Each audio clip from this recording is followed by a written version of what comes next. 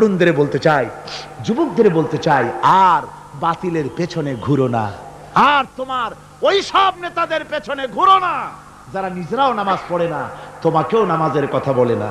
ওরা নিজেরা মিথ্যা কথা কয়, তোমরা টের পাও না? কি বলেন, টের পাওয়া যায় না?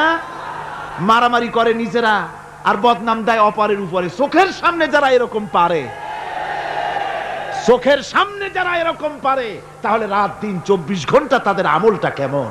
এদের পেছনে ঘুরে কোনো লাভ নাই। কোনো লাভ আছে? হ্যাঁ, একটা লাভ আছে। সেই লাভটা হচ্ছে টাটকা কিছু সুখ পেতে পারো, কিছু মদের টাকা, কিছু হোটেলের টাকা, কিছু পরের মেয়ে নিয়ে ঘোরার টাকা, কিছু ভ্রমণের টাকা, কিছু অস্ত্রপাতি, কিছু ত্রাস সৃষ্টি করা। আর ত্রাস সৃষ্টি করবা, কয়টা অস্ত্রের মালিক হইছ? যুবক, তরুণ, বিপদগামী তরুণদের বলবো, সরকার অননুমোদিত অস্ত্র যাদের কাছে আছে, শুনে রাখো, এই অস্ত্র কাউকে ক্ষমা করে না। এই অস্ত্র কাউকে ক্ষমা করে না। সাপ পোষার মতো, যে সাপ তুমি দুধ কলা দিয়ে পোষো, ওই সাপ তোমাকে আবার দংশন করবে। ওঝা মরে না মরে না? সাপ খেলা যারা দেখায় তারা মরে কিনা? ওই সাপেই তাকে কাটে। সুতরাং গভর্নমেন্ট অনুমোদিত অস্ত্র তোমার কাছে, পাইপ গান, রিভলভার, স্টেন গান, এলএমজি, আদমজি, কত রকমের অস্ত্রপাতি যুবকদের কাছে। ঘুম নাই, সারা রাত অস্ত্র থাকে কাছে, আর কি কি লাল পানি খাইয়া চোখ দুইটা থাকে এত বড় বড়, দেখলেও ভয় করে। মাথায় ভাল্লুকের মতো চুল। মানুষ মারো তোমরা, মানুষ মারো। আহা, যারে মারলা একটুখানি হিউম্যানিটি, বিবেক দিয়ে চিন্তা করো।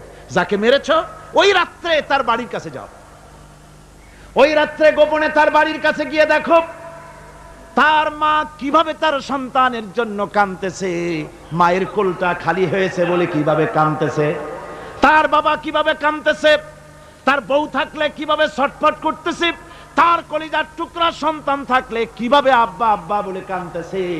যারে গুলি করে মেরেছো, একবার বাড়ির কাছে গিয়ে কান পাচা শোনো। মনে রাখো যুবক, সন্ত্রাসীরা, শুনে রাখো, অস্ত্র দিয়া মানুষকে যারা মেরেছো, আল্লাহর কসম করে বলি, যেভাবে মেরেছো ওইভাবে তোমাকেও নিহত হতে হবে, কোনো সন্দেহ নাই। বাড়িতে গিয়ে ডায়েরিতে লিখে রাখো আমার কথা।